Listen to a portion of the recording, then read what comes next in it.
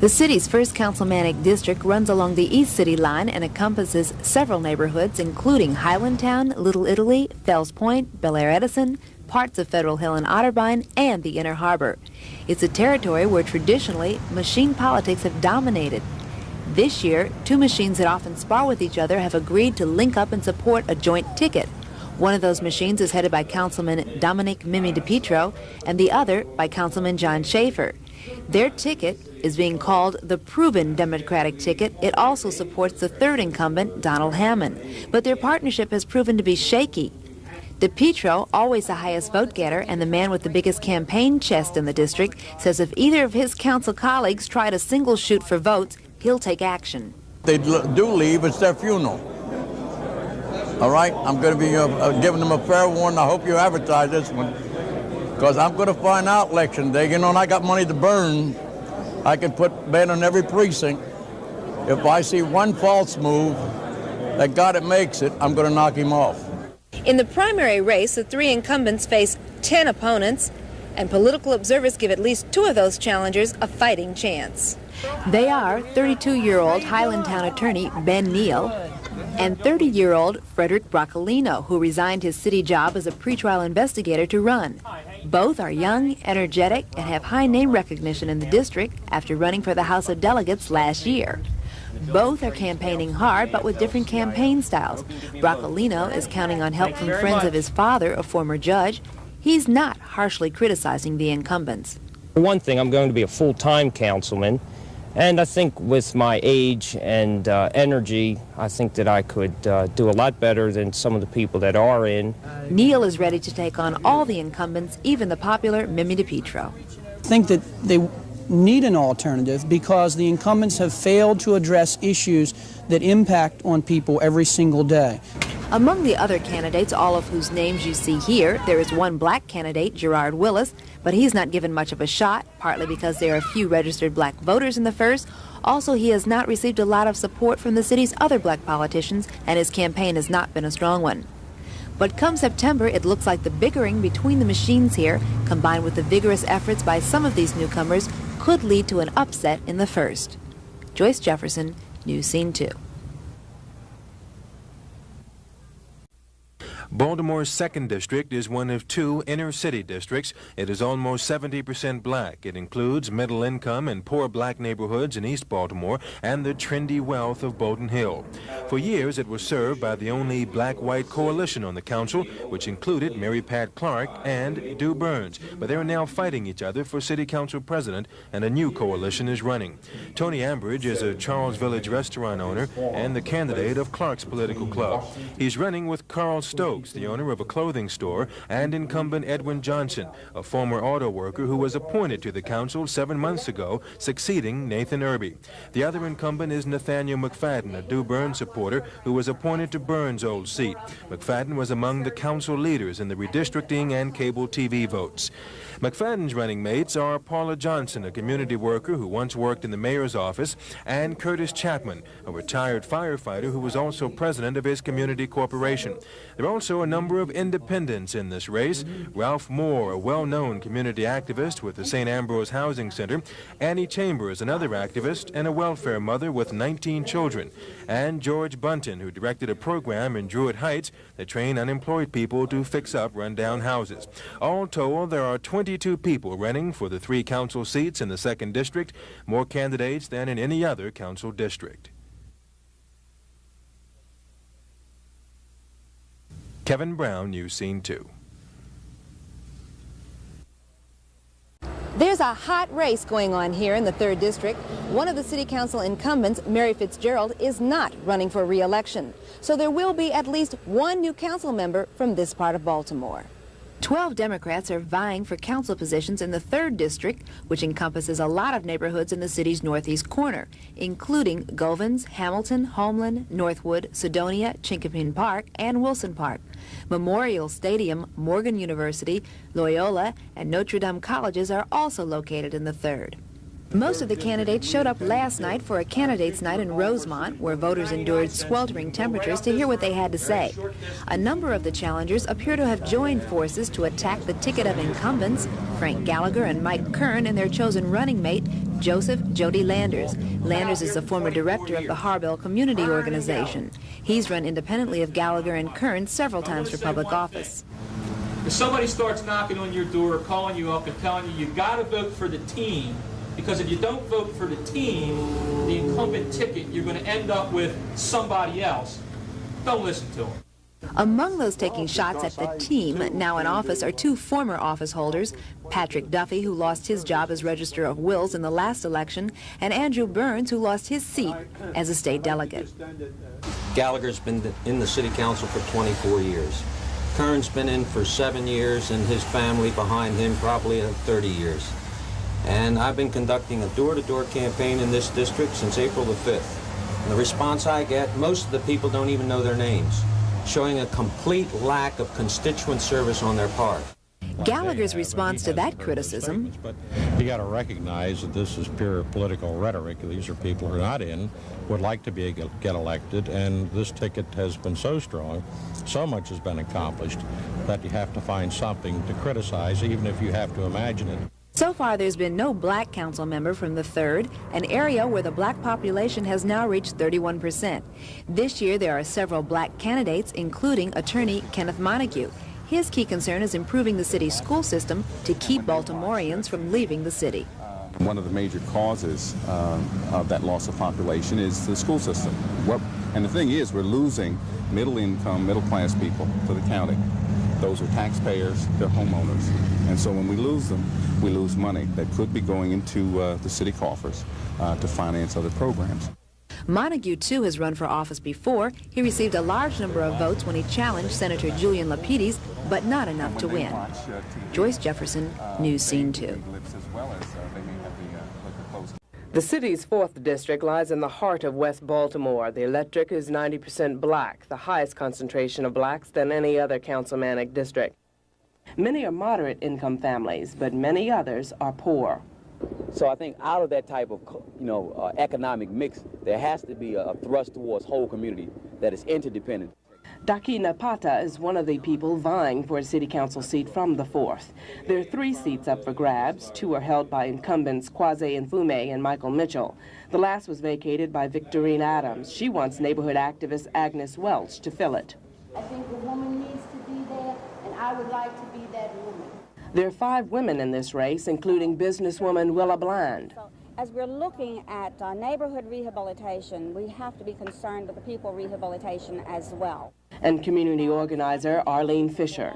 I grew up in this community, and I'm aware of a lot of the problems. And I feel that my skills as a social worker, as a community organizer, and as an administrator will help me to end this job. There are 16 candidates in this particular race. The 4th district is, for the most part, economically depressed, and all of the candidates voice the same concerns about problems facing the community: the high crime rate, the lack of jobs, the few dollars spent on education, the need for better housing. Housing is a big problem because we have over 40,000 people who are waiting to get into public housing. There's been an abandonment of public education from the national level all the way to the local level. Councilman Kwase Mfume, one of the more articulate and outspoken members, endorses Bobby Cheek's bid for the vacant council post, a man known for grassroots activism. If I'm in the city council and the game is being played, it won't be no secret, because you're going to know about it. Incumbent Michael Mitchell, although running with Mfume, endorses Agnes Welch and has received criticism from some blacks because of his support for Mayor Schaefer. Anybody who's against me because of who I'm for mayor, then I think that is the wrong reason. Talk about what I have done or what I haven't done. Whatever the outcome of next Tuesday's primary, community leaders say they will insist that council members do more for the 4th district and that support will be withdrawn if campaign promises aren't fulfilled. Lynn Alexander, News Scene 2.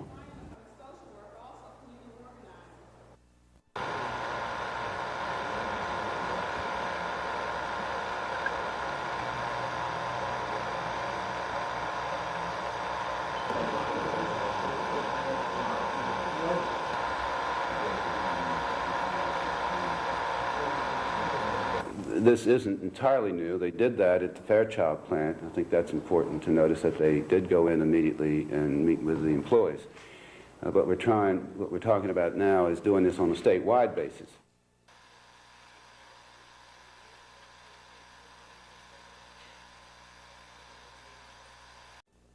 The 5th District is an inverted L in the northwest section of the city and is bordered on two sides by the city line. The district is one of the largest and one of the most diverse in the city of Baltimore. The people who live here range from being very poor to being very rich. 2/3 of the population is black, and there is a large concentration of Jewish residents in the extreme northwest communities of Upper Park Heights, Mount Washington, and Pimlico. But there are also the blue-collar workers of Hamden and the socially affluent of Roland Park. That is, in fact, the big challenge, that you have three very strong incumbents that represent a very diverse district. Anthony Robinson is one of the 9 Democrats trying to unseat the incumbents, who are Thomas Waxter, Jr., a council member for 8 years, Rochelle Ricky Spector, who has been in the council for 6 years, and Iris Reeves, who was appointed to succeed her husband Norman Reeves after his death in February. This is Mrs. Reeves' first election. Iris Reeves was nominated to fill her husband's seat by the other incumbents, Waxter and Spector, but she chose not to join them on a team ticket. With the kinds of friends that I have in the black, white, and Jewish community, it would just be more practical for me to run independently. Anthony Robinson has a well-organized campaign and the backing and support of prominent blacks such as Congressman Parren Mitchell and State Senator Clarence Blount. Robinson thinks color will play an important part in the councilmanic race in the 5th District. When he ran in 1979, he was only 1,000 votes short of winning. He thinks that being black might have hurt him then, but that this year it will help. I think it helps from the standpoint that you have the 5th District is a majority black district. Thus, the base of support is larger than any other ethnic group within the 5th councilmanic race. Ricky Spector is part of a well-known Jewish family, and she lives in the Upper Park Heights area, and she is counting on a strong Jewish vote. But she thinks her appeal crosses ethnic and religious boundaries, and she does not think the council race in the 5th District will be determined by the color of the candidate's skin. Not in the city council race in the 5th District. That might be the Murphy-Schaefer connotation, but not for the city council. I think they're looking for people who will be, the people are listening to constituent-oriented candidates. What are you going to do for the people in the 5th District? How's public education going to fare if you are elected, and jobs and the quality of the neighborhoods? I don't think it's black and white when it comes to the city council race. Because the senior incumbent of the 5th District is a white Anglo-Saxon and has no ethnic base on which to build a campaign, Tom Waxter Jr. has literally covered the district in his old 1969 Volkswagen this year, meeting people and soliciting help from people he's helped in the past. Because I am neither Jewish nor black, I have been everywhere. I have been in every community and responded to every person, not whether they're ethnically the same or not, but just on the basis of neighborhood need. In all, there are 12 Democrats who want to try and serve the needs of the people who live in the diverse 5th District. Here is the list. In the Republican race, there is no contest in the primary. There are 3 people running and 3 get elected. I'm Susan White, News Scene 2, the 5th District. Geographically, the 6th councilmanic district is the city's largest. Some of the landmarks here are Fort McHenry, the Cross Street Market, and the state's only hazardous waste landfill at Hawkins Point. The neighborhoods include Cherry Hill, Edmondson Village, Gwynn Falls, Irvington, Brooklyn, Lakeland, Curtis Bay, and Fairfield. Here in the 6th District, only one of the candidates running for City Council has ever been elected to that position. That's Councilman Willie Myers. He's had the job for 29 years. He's running with the 2 other incumbents, Tim Murphy and Joe de Blasi, who were appointed to their posts to fill vacancies. This ticket has the mayor's endorsement, and all are members of the Stonewall Democratic Club, an all-white, until recently all-male group that has dominated 6th District politics for years. The 3 say they're most concerned with constituent problems, and they discount the importance of their club membership. The assertion that somehow one tiny political organization in South Baltimore, simply because it's been there for a long time, has some kind of inordinate control, is totally without foundation. Nonetheless, Beat Stonewall is the rallying cry amongst opponents, including the ticket headed by the son of former council member Dominic Leone. Dominic Jr. is running with 2 men who both ran unsuccessfully for council before, Vernon Metcalf and James Maddock. While the incumbents campaign on experience, this ticket says its members will be full-time councilmen. Political observers say the two tickets are running neck and neck. Their bidding for the same voters could leave the way open for independent challengers like environmental activist Carolyn Hawk. Our district is the dumping ground for all, or most all, of the state's hazardous waste that's been generated.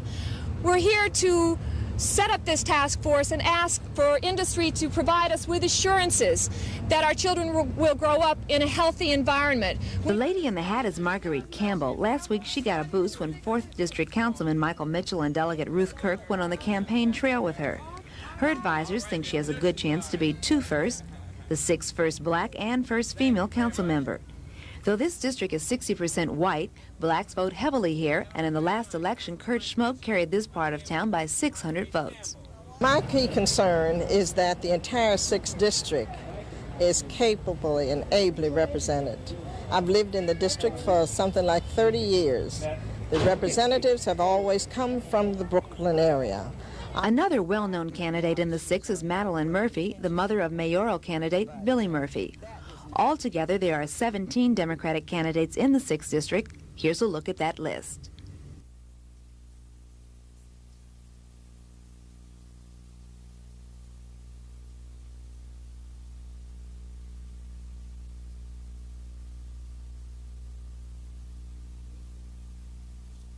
Joyce Jefferson, News Scene 2.